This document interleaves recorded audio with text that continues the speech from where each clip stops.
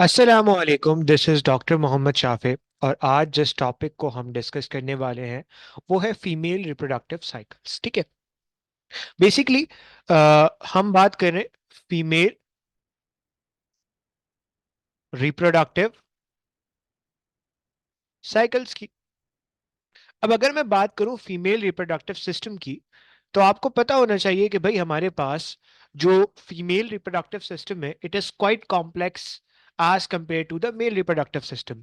सो reason क्या है इसका? देखो, सबसे पहले अगर मैं बात करूं फीमेल रिप्रोडक्टिव सिस्टम की, तो जाहिर सी बात है फीमेल रिप्रोडक्टिव सिस्टम के पास ये रिस्पॉन्सिबिलिटी है कि उसने ओवम प्रोड्यूस करना है। ओवम प्रोड्यूस करने के अलावा उसको जो है वो फर्टिलाइजेशन करवानी है, फिर अल्टीमेटली बेबी को इम्प्लांट करना है, फिर बेबी की 9 मंथ तक ग्रोथ करवानी है। तो इन सारी चीजों को अगर आपने कंबाइंड वे के अंदर करना है तो फीमेल रिप्रोडक्टिव सिस्टम को कॉम्प्लेक्स होना चाहिए। जाहिर सी बात है जरा सा हार्मोन का ऊपर या नीचे होना बेबी को नुकसान पहुंचा सकता है। So basically female reproductive cycles की अगर मैं बात करूं, तो ये जो साइकिल्स है ना, अब साइकिल कहते हैं एक चीज जो स्टार्ट हुई है फॉर एग्जांपल इस पॉइंट से और वो आके इसी पॉइंट पे खत्म हो जाए, आप उसे क्या कहते हो? साइकिल का नाम देते हो। तो बेसिकली ये जो साइकिल्स हैं वो अपने आप को रिपीट कर रही होती है हर मंथ, इसीलिए आप इसको फीमेल रिप्रोडक्टिव साइकिल का नाम देते हो। अब अगर मैं बात करूं फीमेल रिप्रोडक्टिव साइकिल्स की, तो आमतौर पे ये female reproductive cycles basically start कब होती हैं? आमतौर पे ये प्यूबर्टी के टाइम स्टार्ट होती हैं। ठीक है। अब अगर आप देखो तो जाहिर सी बात है फीमेल रिप्रोडक्टिव साइकिल सिर्फ और सिर्फ ओवरी या यूट्रस के अंदर तो नहीं चल रही होगी। जाहिर सी बात है इसको आप रेगुलेट करोगे मास्टर ग्लैंड से, and that master gland is hypothalamus. फिर ये हाइपोथैलेमस मैसेज भेजेगा किसको? पिट्यूटरी को। और फिर अल्टीमेटली पिट्यूटरी से मैसेज जाएगा ओवरीज के पास, एंड ओवरीज के अंदर चेंज आएंगी।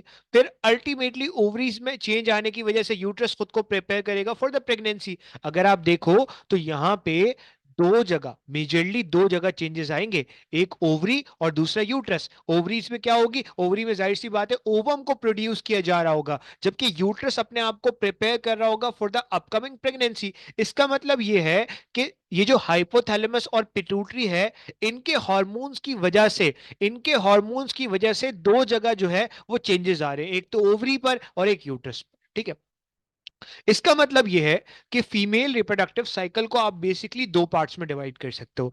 एक वो जिसके अंदर ओवरी के अंदर चेंज आ रहा है, और एक वो जिसके अंदर यूट्रस के अंदर चेंज आ रहा है। So the first one is known as ovarian cycle. Ovarian cycle का काम क्या होगा? ओवम प्रोड्यूस करना। जबकि यूट्रस के अंदर जो साइकिल होगी उसका काम क्या होगा? यूट्रस को प्रिपेयर करना फॉर द अपकमिंग प्रेगनेंसी। अब जाहिर सी बात है ये दोनों साइकिल्स अलग तो होंगी नहीं, ये दोनों साइकिल्स कंबाइंड वे में एक दूसरे से इंटरकनेक्टेड होगी। फॉर एग्जाम्पल आपके ओवरी ने ओवम बना लिया लेकिन यूट्रस खुद को प्रिपेयर नहीं कर पाया, तो मेरे किसी काम का नहीं है। इट मींस कि इन दोनों साइकिल्स को आपस में कोऑर्डिनेटेड होना चाहिए, तो बिल्कुल ये कोऑर्डिनेटेड होती है। लेकिन यहां पे बड़ी इंपॉर्टेंट बात यह है कि ओवरी के अंदर चेंजेस आएंगे for the production of ovum, while uterus prepare for the upcoming pregnancy. ठीक है। तो हम इन दोनों चीजों को डिटेल के अंदर देखेंगे आज। बेसिकली इस वीडियो के अंदर हम बात करेंगे ओवेरियन साइकिल की। तो मैंने आपको बताया कि फीमेल रिप्रोडक्टिव साइकिल्स को आप बेसिकली दो पार्ट्स के अंदर डिवाइड कर सकते हो।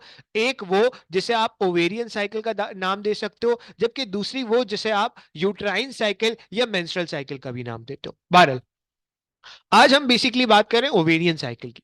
अब मेरी बात जरा गौर से सुनना। मैंने आपको बताया ओवेरियन साइकिल का मेजर काम क्या है? ओवम प्रोड्यूस करना। अब ये जो ओवम है ना, ये ओवम प्रोड्यूस हो रहा है ओवरी के अंदर। अब सवाल ये होता है कि ये ओवम कैसे प्रोड्यूस होता है? तो आपसे कह रहा है कि human females do not undergo a seasonal oestrus cycle. Sir ये ईस्ट्रस साइकिल क्या होती है? देखो, अगर मैं ईस्ट्रस साइकिल की बात करूं ना, तो आमतौर पे जो दूसरे मैमल्स होते हैं ना अदर देन ह्यूमंस, तो उनके अंदर ये जो एग है ना, ये हर वक्त दस्तयाब नहीं होता, ये हर वक्त अवेलेबल नहीं होता, बल्कि एक खास सीजन होता है जिस सीजन को आप ब्रीडिंग सीजन कहते हो। उस सीजन के अंदर सिर्फ और सिर्फ एग बनता है। क्यों बनता है? जाहिर सी बात है उस सीजन के अंदर डिफरेंट हार्मोनल चेंजेस आते हैं जिसकी वजह से ओवरी खुद को एक्टिवेट करती है, और खुद को एक्टिवेट करने के बाद उस सीजन में जस्ट जो है वो ओवम प्रोड्यूस करती है। फॉर एग्जाम्पल अगर एक एनिमल है वो सिर्फ और सिर्फ विंटर के अंदर ब्रीड करता है, तो उसके अंदर ईस्ट्रस साइकिल कब स्टार्ट होगी? विंटर के अंदर, और समर के अंदर ऐसा कुछ नहीं होने वाला।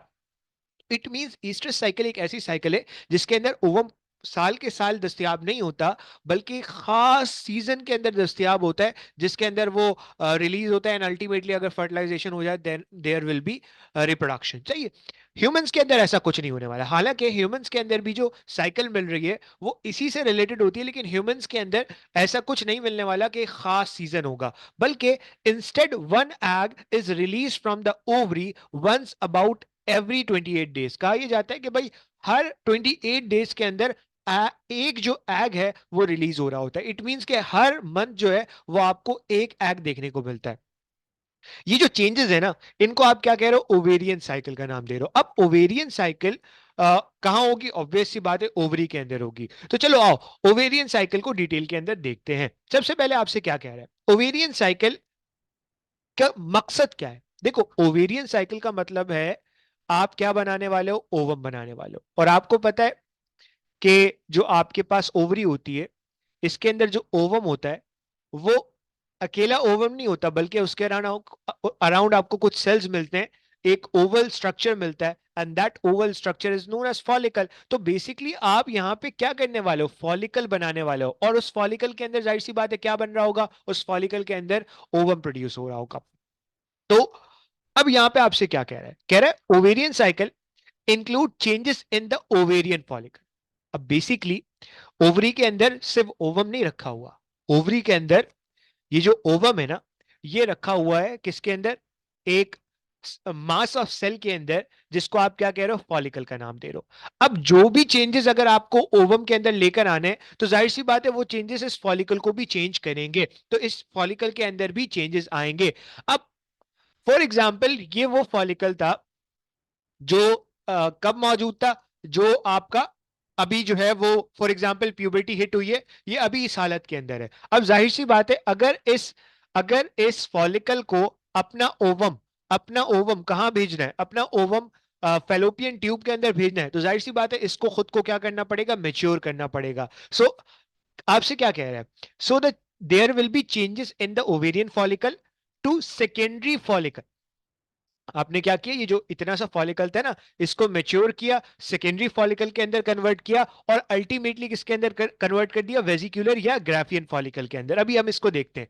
अब ये जो चीजें है ना, ये जो दोनों चीजें, मतलब फॉलिकल और ओवम का मेच्योर होना, ये कैसे होगा? मैंने आपको बताया कि दोनों साइकिल्स अल्टीमेटली हार्मोन के कंट्रोल के अंदर है। हार्मोन कहां से रिलीज होगा, हाइपोथैलेमस से और पिट्यूटरी से। इट मींस इनडायरेक्टली ये साइकिल कहां से रेगुलेट हो रही है, इनडायरेक्टली ये साइकिल आपकी हाइपोथैलेमस और पिट्यूटरी से रेगुलेट हो रही है। तो आपसे ये कहा जा रहा है कि this it is under the regulation of FSH and LH which are secreted by the anterior pituitary. वही बात जो मैंने आपको बताई कि भाई हाइपोथैलेमस रिलीज करेगा गोनेडोट्रोफिन रिलीजिंग हार्मोन, ये गोनेडोट्रोफिन रिलीजिंग हार्मोन आएगा पिट्यूटरी के पास, पिट्यूटरी रिलीज करेगा दो हार्मोन्स, एक का नाम है फॉलिकुलर स्टिमुलेटिंग हार्मोन और एक का नाम है ल्यूटिनाइजिंग हार्मोन। ये दोनों हार्मोन आएंगे और आके आपकी रिप्रोडक्टिव साइकिल्स को क्या कर रहे होंगे, रेगुलेट कर रहे होंगे। अब मेरी बात जरा गौर से सुनना कि ये फॉलिकल की डेवलपमेंट होगी कैसे। यहां पे बड़ी इंपॉर्टेंट बात कर रहे हैं, पहले हम इसको पढ़ते हैं और फिर डिटेल के अंदर देखते हैं। कह रहे the primary follicle is comprised of a primary oocyte that is enveloped by a epithelial cell. अब ये बहुत समझने वाली बात है। देखो अब जरा यहां देखना, मैंने आपको बताया था कि भाई यहां पे फीमेल्स के अंदर आपको oogenesis देखने को मिलेगी, मेल्स के अंदर जो स्पर्मेटोजेनेसिस देखने को मिलती थी, वहां पे आपको ये पढ़ाया गया था कि भाई जो स्पर्मेटोगोनियम थे वो बन जाते थे बिफोर बर्थ, और फिर वो उसके अंदर कोई चेंजेस नहीं आते थे, और प्यूबर्टी जब हिट होती थी फिर उसके अंदर सारे चेंजेस आते थे। लेकिन अगर मैं बात करूं oogenesis की ना, तो oogenesis एक बेबी अगर अपने मदर के यूट्रस के अंदर है और वो फीमेल है, तो उसके अंदर क्या स्टार्ट हो जाएगी, oogenesis स्टार्ट हो जाएगी। इट मींस oogenesis स्टार्ट हो जाती है inside the in the intra uterine life. अब यहां पे बहुत इंपॉर्टेंट बात है, जरा गौर से सुनना। देखो मेरे पास मेरे पास क्या थे, अब यहाँ पे जो फॉलिकल की डेवलपमेंट है ना, वो बहुत इंपॉर्टेंट है, क्योंकि इसके साथ रिलेटेड है हमारी क्या, इसके साथ रिलेटेड है हमारी oogenesis। अब यहाँ पे बड़ा समझने वाली बात क्या है, देखो ये मेरे पास है ओवरी, ठीक है, आपको पता है इस ओवरी के दो पार्ट्स हैं, एक है ये मेड्यूला और एक आपको मिल रहा है कॉर्टेक्स। कॉर्टेक्स के अंदर आपके क्या मौजूद होते हैं? कॉर्टेक्स के अंदर आपके फॉलिकल्स मौजूद होते हैं। अब यहां पे समझने वाली बात क्या है, देखना जरा। होता क्या है, ये जो कॉर्टेक्स है ना, इसके अंदर आपके फॉलिकल्स मौजूद है, और यही फॉलिकल्स आपकी फिर जो है वो एग भी रिलीज करते हैं। आगे वो किस तरह से करते हैं वो देखना जरा। देखो, होता क्या है, होता ये है कि मेरे पास मेरे पास कुछ सेल्स होते हैं जिनको मैं कहता हूं primordial germ cells. Primordial germ cells, ये प्राइमोडियल जर्म सेल्स आते हैं और इस ओवरी के अंदर इनकॉर्पोरेट हो जाते हैं। जब ये ओवरी के अंदर इनकॉर्पोरेट होते हैं ना, तो अब आप इनको प्राइमोडियल जर्म सेल नहीं कहते, बल्कि आप इनको क्या कहते हो? बल्कि आप इनको ऊगोनियम का नाम देते हो। अब मेरी बात जरा सुनना गौर से। हुआ क्या, देखो, ये प्राइमोडियल जर्म सेल आया और आके इस ओवरी के अंदर चला गया, जिसे आप अब आपने इसे क्या कहा? ऊगोनियम का नाम दिया, ऊगोनियम। जाहिर सी बात है, ये ऊगोनियम क्या होगा? डिप्लॉइड होगा। ये ऊगोनियम क्या होगा? डिप्लॉइड होगा। अब हुआ क्या, इस ऊगोनियम ने, मैंने आपको क्या कहा, ऊजेनेसिस कब स्टार्ट हो जाती है? ऊजेनेसिस स्टार्ट हो जाती है inside in the intra uterine life. अगर आप याद करो स्पर्मेटोजेनेसिस, तो स्पर्मेटोजेनेसिस के अंदर मैंने आपको बताया था स्पर्मेटोगोनिया बन गया। स्पर्मेटोगोनिया बनने के बाद वो फिर कोई आपके चेंजेस नहीं आते अंटिल अनलेस प्यूबर्टी आ जाए। लेकिन यहां पे आता है, यहां पे क्या होता है, अब जरा गौर से सुनना है। यहाँ पे होता क्या है, ये ऊगोनियम जब जब एक बेबी इंट्रा यूट्राइन लाइफ के अंदर है, तो होगा क्या, ये ऊगोनियम जो कि प्राइमोडियल जर्म सेल से बन चुके हैं, ये तमाम के तमाम ऊगोनियम करते हैं एक डिवीजन जिसका नाम है माइटोसिस। जब ये माइटोसिस करते हैं ना, जब ये क्या करते हैं? माइटोसिस। फॉर एग्जाम्पल, ये प्राइमोडियल जर्म सेल था। जब ये प्राइमोडियल जर्म सेल इसके अंदर आया, तो इसके अराउंड आपको सेल्स की लेयर मिल गई, जिसे आपने क्या कहा? फॉलिकल का नाम दिया। अभी जरा इधर देखना भाई गौर से, ठीक है? अब मैंने आपको कहा कि ये ऊगोनियम, ये वाला जो ब्लैक कलर का ऊगोनियम है, इसके अराउंड सेल्स को अभी छोड़ दो। अभी मैं ऊगोनियम की बात कर रहा हूं। इस ऊगोनियम ने क्या किया? इस ऊगोनियम ने फर्स्ट माइटोटिक डिवीजन की। उसके नतीजे में एक सेल बना जिसे आपने कहा primary primary oocyte। Primary oocyte। जाहिर सी बात है, ये जो प्राइमरी oocyte होगा, ये जो प्राइमरी oocyte होगा, ये डिप्लॉइड होगा। इसमें तो कोई शक नहीं है। ये क्या होगा? डिप्लॉइड होगा। अब ये फॉर एग्जाम्पल चलता, अब मैं इसको यहां पे इनलार्ज करके बना रहा हूं, ठीक है? फॉर एग्जाम्पल, ये मेरे पास था उगोनियम। इसके अराउंड मुझे एक सेल की लेयर मिलती थी जिसे मैं क्या कहता था? जिसे मैं फॉलिकल का नाम देता था, ठीक है? अब जरा इधर देखना, यहां पे क्या हुआ? यहां पे आपका माइटोसिस हुई, और माइटोसिस के नतीजे में एक सेल बना, जिस सेल को आपने क्या कहा? प्राइमरी oocyte का नाम दिया। अभी बर्थ नहीं हुई है बेबी की, ये अभी बेबी कहां है? यूट्रस के अंदर है, और उस यूट्रस के अंदर ये सारा मामला चल रहा है। अब जरा गौर से देखना, इस प्राइमरी oocyte ने अब स्टार्ट की मियोसिस। अभी बेबी की बर्थ नहीं हुई है, बहुत इंपॉर्टेंट बात बता रहा हूं। अभी बेबी की बर्थ नहीं हुई है, अभी फीटल लाइफ ही चल रही है। इसने क्या की? अपनी फर्स्ट मियोटिक डिवीजन की। तो जब फर्स्ट मियोटिक डिवीजन की ना, तो फर्स्ट मियोटिक डिवीजन करने के नतीजे में हुआ ये कि मियोसिस पूरी नहीं हो पाई, बल्कि ये मियोसिस स्टार्ट तो हो गई, लेकिन ये जो oocyte था, ये अपनी मियोसिस वन कंप्लीट नहीं कर पाया, और इसको अरेस्ट करवा दिया गया एट द प्रोफेज वन। मैंने क्या बोला? उगोनियम ने माइटोसिस किया, माइटोसिस के नतीजे में प्राइमरी oocyte बना। प्राइमरी oocyte ने अपनी मियोसिस वन स्टार्ट की, लेकिन वो अपनी मियोसिस वन को पूरी तरीके से कंप्लीट नहीं कर पाया, और ये जो ओवम है, ये अटक गया एट प्रोफेज वन। मैंने आपको बताया था कि इसके अराउंड आपको क्या मिल रहे थे? सेल्स मिल रहे थे। अब जरा इधर गौर से देखने वाली कहानी है। इसके अराउंड आपको क्या मिल रहे थे? सेल्स मिल रहे थे। ये तो आपका आ गया प्राइमरी oocyte। इस प्राइमरी oocyte के अराउंड ये जो आपको सेल्स की लेयर मिलती थी ना, these cells are known as granulosa cells. Granulosa cells. अभी तक बर्थ नहीं हुई है। अब अगर आप गौर से देखो तो मैंने आपको कहा ये जो oocyte है ये अपनी मियोटिक डिवीजन 1 को कंप्लीट नहीं कर पाया। इट मींस जितने भी oocyte फीमेल की बॉडी के अंदर होंगे at the time of birth, वो अपने आप को अरेस्ट कर चुके होंगे एट प्रोफेज 1। और जब बेबी की बर्थ होगी तो उसके अंदर आपको सिर्फ क्या मिलेंगे? Primary oocyte। और ये प्राइमरी oocyte के अराउंड ये जो ग्रेन्युलोजा सेल्स की लेयर मिल रही है ना, इस पूरे स्ट्रक्चर को oocyte यानी कि प्राइमरी oocyte और इसके अराउंड जो ग्रेन्युलोजा सेल की लेयर मिल रही है, इसे आप कहते हो फॉलिकल। अब ये कौन सा फॉलिकल है? देखो जाहिर सी बात है ये ग्रो करना चाह रहा था लेकिन ये ग्रो नहीं कर पाया। तो इस फॉलिकल को आप नाम देते हो primary follicle. It means birth से पहले यूट ओवरी के अंदर, बर्थ से पहले ओवरी के अंदर तमाम के तमाम प्राइमरी फॉलिकल बन चुके होंगे जिसके अंदर क्या होगा? Primary oocyte arrested at the stage of first meiotic division यानी कि प्रोफेज 1।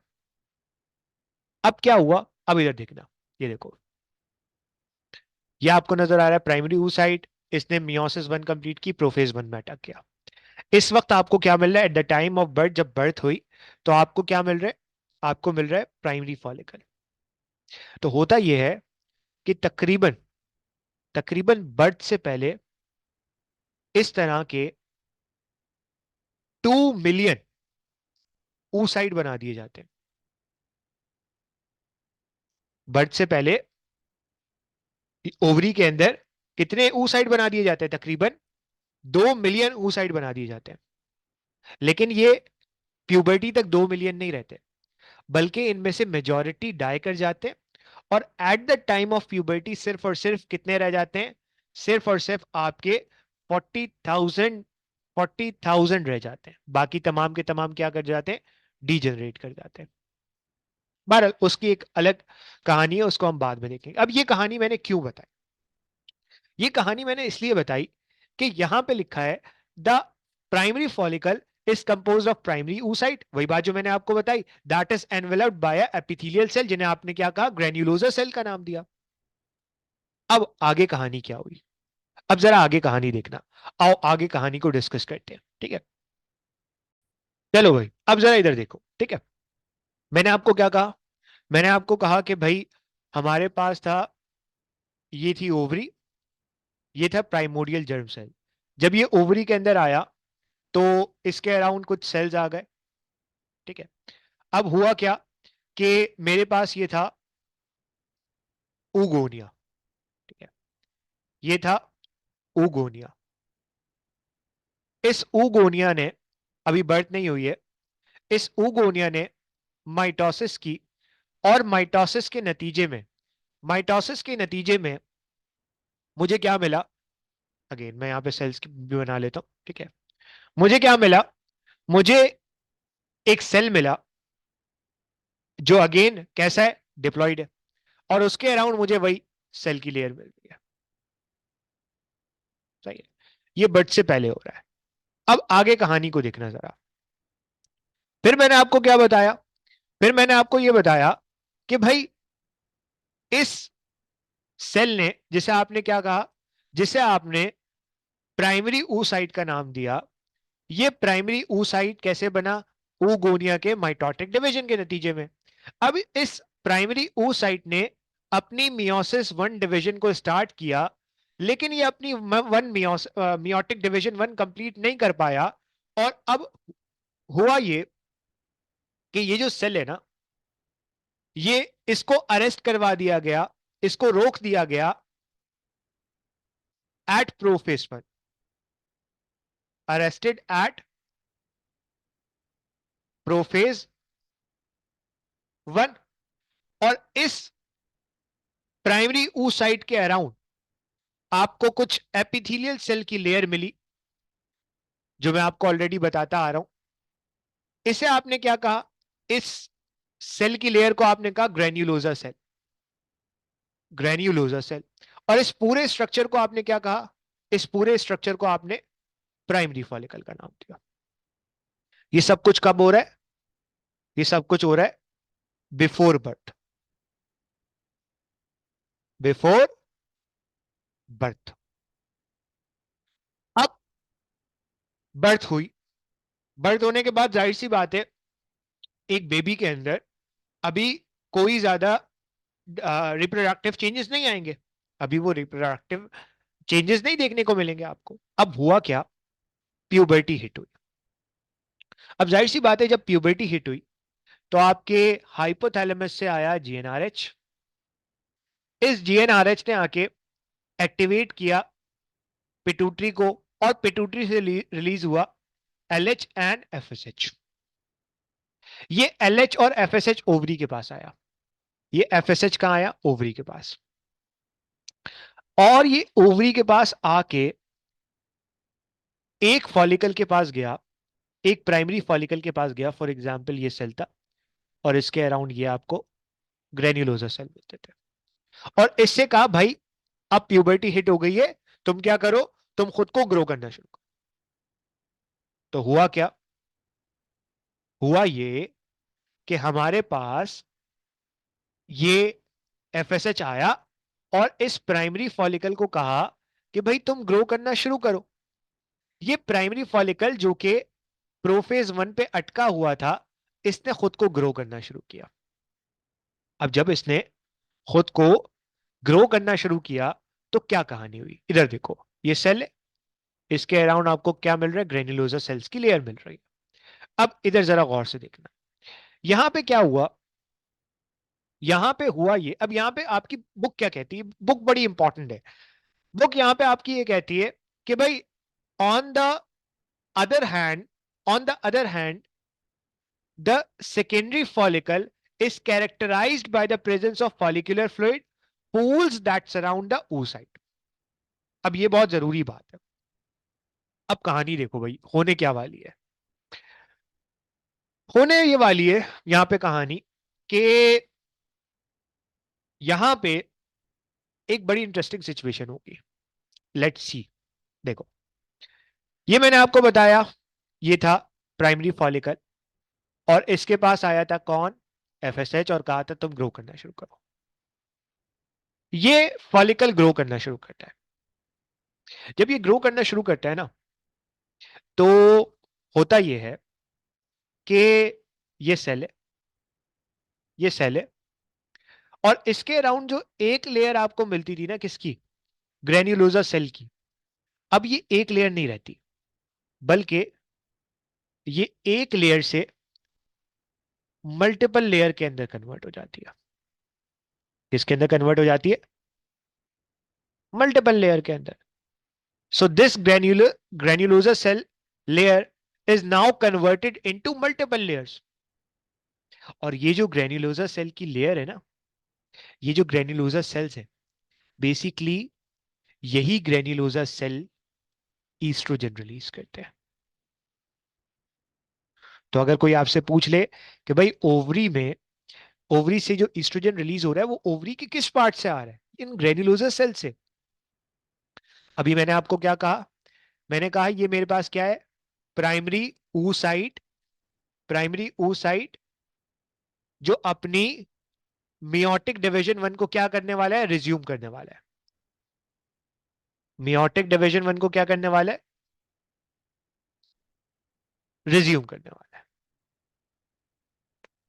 इसको अगर आप देखो तो इस फॉलिकल को आप अब प्राइमरी फॉलिकल नहीं कहोगे, क्योंकि अब एफएसएच आ चुका था, और एफएसएच ने इस प्राइमरी फॉलिकल को कहा था कि तुम ग्रो करना शुरू कर दो। तो इस प्राइमरी फॉलिकल ने पहले क्या किया, ग्रेन्युलोजा सेल्स की मल्टीपल लेयर बना दी, और मियोटिक डिवीजन 1 को रिज्यूम करवाने के लिए कह दिया। Now this follicle is known as secondary follicle. क्या कह दिया भाई, सेकेंडरी फॉलिकल।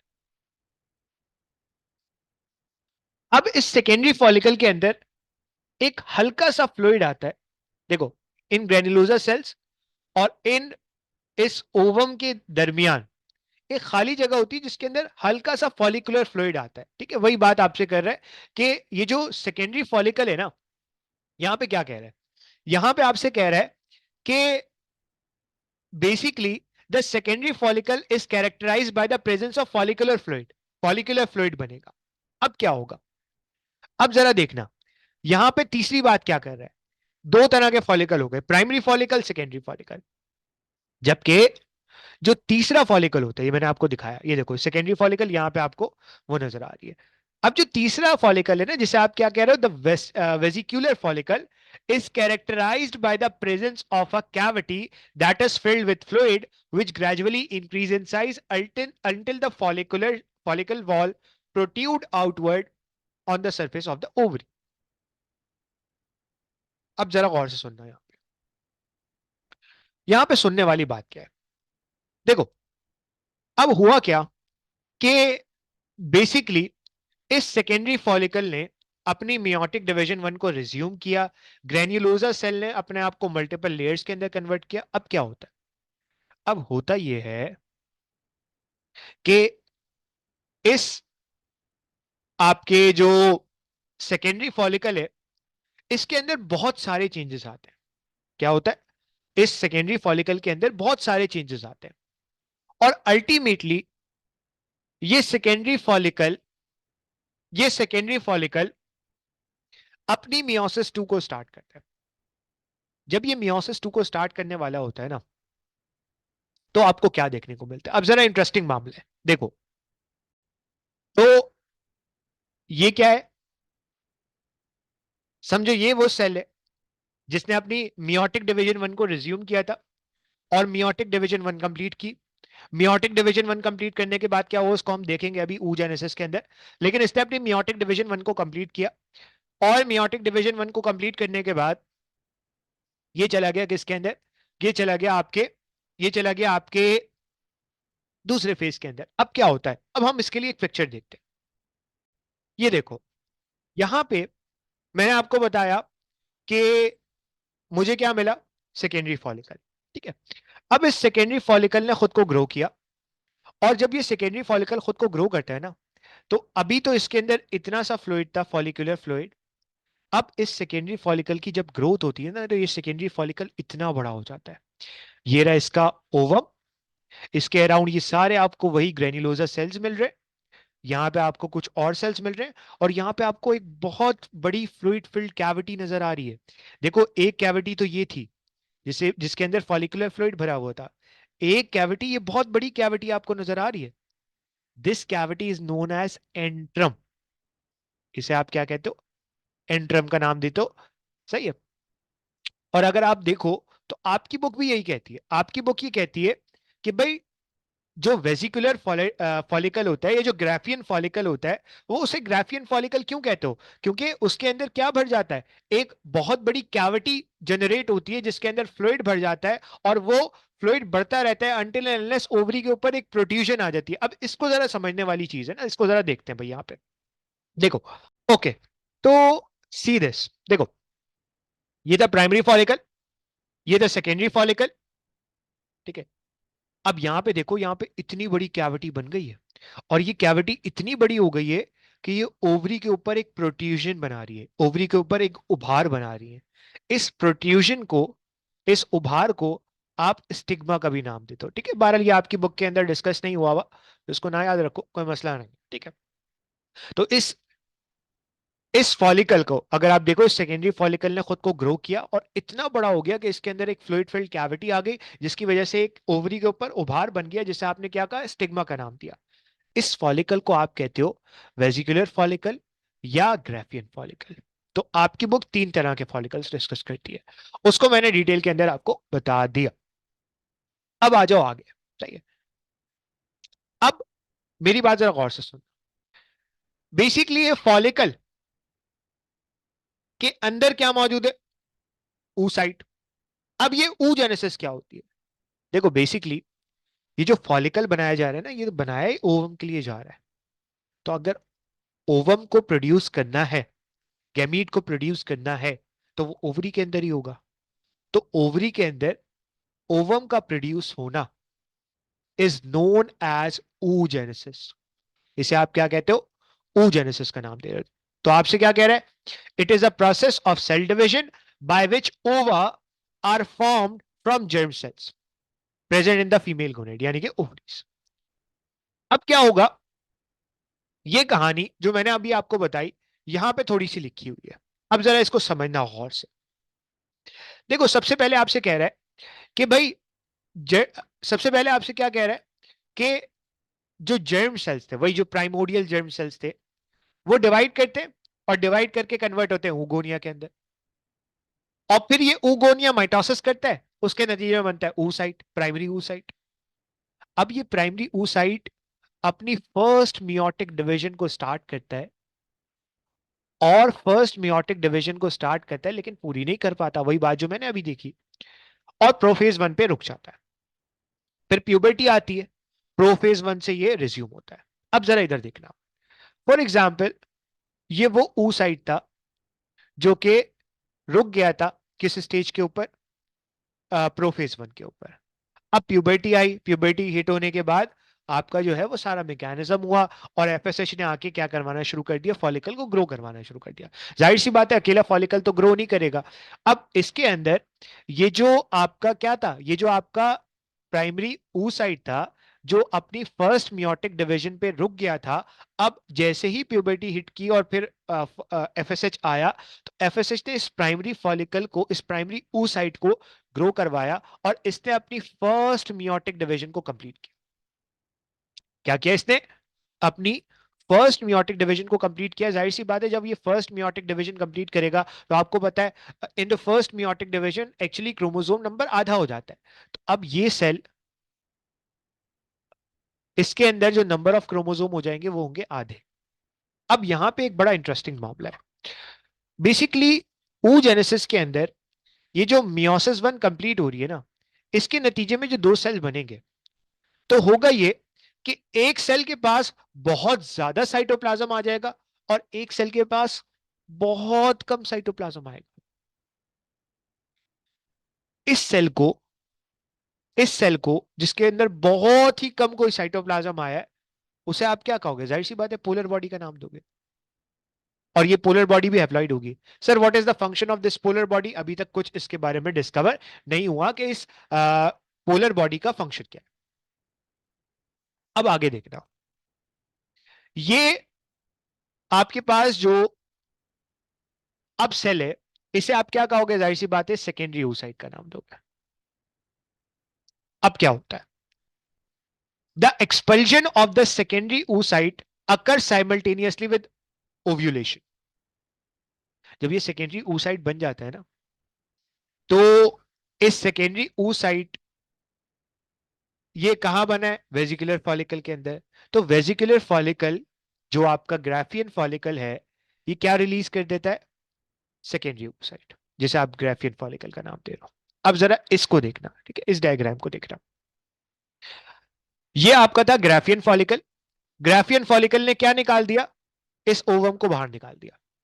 और ये जो खुद ग्राफियन फॉलिकल था ना, ये कन्वर्ट हो गया एक येलो कलर की बॉडी के अंदर, एक येलो कलर के मास के अंदर, जिसको आपने क्या कहा? कॉर्पस लूटियम का नाम दिया। कॉर्पस कहते हैं बॉडी को, ल्यूटियम वर्ड निकला है एक पिगमेंट जो कि येलो कलर का होता है ल्यूटिन से। क्योंकि ये बॉडी ल्यूटिन की वजह से ग्रीन नजर आती है, इसे इसीलिए आपने इसे क्या कह दिया? Corpus luteum. ये ग्राफियन फॉलिकल से क्या निकल रहा है? कि सेकेंडरी oocyte। अब ये सेकेंडरी oocyte है, ये निकल गया। और पीछे क्या है? Graafian follicle. अब ये कहां गया? एब्डोमेन के अंदर। एब्डोमेन से इसे उन फिम्बरे की मदद से कहां ले जाया गया? इन फिम्बरे की मदद से ले जाया गया ओवेरियन, आपकी ओविडक्ट के अंदर। अब क्या होता है? अब आपकी बुक क्या कहती है? देखो, बेसिकली अब आपकी बुक ये कहती है कि the Graafian follicle converted into corpus luteum. अब जरा अगली कहानी सुनना। अब जरा अगली कहानी सुनना। देखो, ये मेरे पास क्या है? सेकेंडरी oocyte, और इसके साथ एक पोलर बॉडी बनी है, ठीक है। अब क्या होगा? अब होगा ये सेकेंडरी oocyte कहां चला गया? ओविडक्ट के अंदर। अब जब ये सेकेंडरी oocyte ओविडक्ट के अंदर चला गया ना, for example there is sperm available, वहां पे स्पर्म है, तो अब इस ओविडक्ट के अंदर ये स्पर्म इसके साथ फ्यूज कर जाएगा। अब होगा क्या, यहां पे बड़ी इंपॉर्टेंट चीज है, यहां पे जरा देखना। बेसिकली ये जो सेकेंडरी oocyte ग्राफियन फॉलिकल से निकलता है ना, इसने अपनी मियोसिस 2 तो स्टार्ट कर ली थी, लेकिन ये अपनी मियोसिस 2 कंप्लीट नहीं करता, बल्कि खुद को खुद को अरेस्ट कर लेता है। खुद को क्या कर लेता है, अरेस्ट कर लेता है। और ये अपनी, अब यहां पे बड़ी सुनने वाली बात है, देखो जरा, ये खुद को अरेस्ट कर लेता है किस पे, मेटाफेज 2 पे। अब देखो, अजीब ऊ गोनियम है, अजीब ऊ साइट है जो खुद को बार बार रोक रहा है। अब क्या हुआ, ग्राफियन फॉलिकल से ऊ साइट जो कि अपनी सेकेंड मियोटिक डिवीजन स्टार्ट कर चुका था, उसने खुद को, वो रिमूव हुआ, वो निकला ग्राफियन फॉलिकल से, लेकिन ये अपनी मियोसिस 2 को कंप्लीट नहीं कर पाया और अरेस्ट हो गया मेटाफेज 2 पे। अब अगर तो स्पर्म इसके साथ फ्यूज करेगा तभी ये मेटाफेज 2 से आगे बढ़ेगा, वरना ये आगे नहीं बढ़ेगा।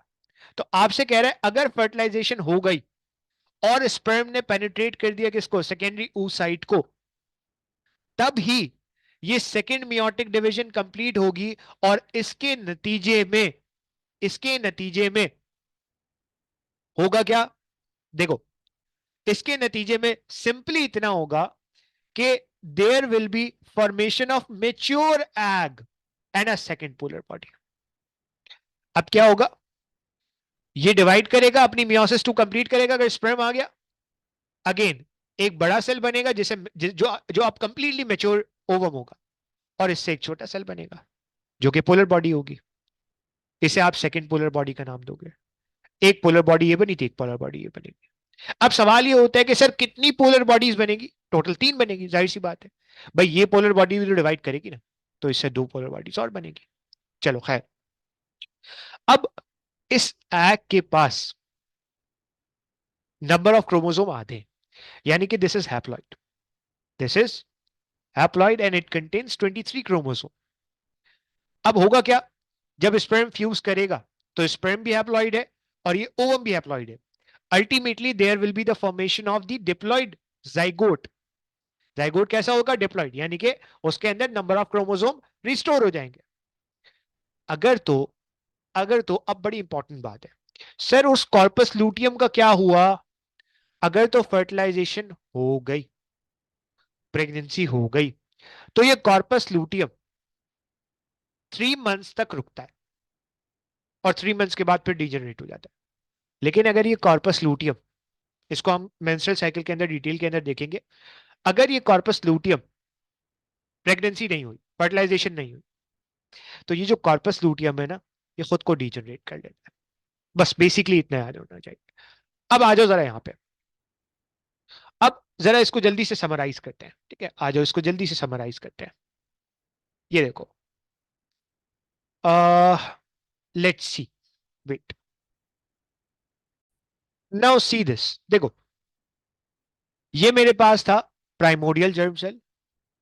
इस प्राइमोडियल जर्म सेल ने माइटोसिस की, और माइटोसिस के नतीजे में ये कन्वर्ट हुआ सेल्स के अंदर जो कि डिप्लॉइड थे, जिन्हें आपने क्या कहा, ऊगोनियम का नाम दिया। अभी तक बर्थ नहीं हुई है बेबी की, इंट्रायूट्राइन लाइफ चल रही है। इस ऊगोनियम ने माइटोसिस की,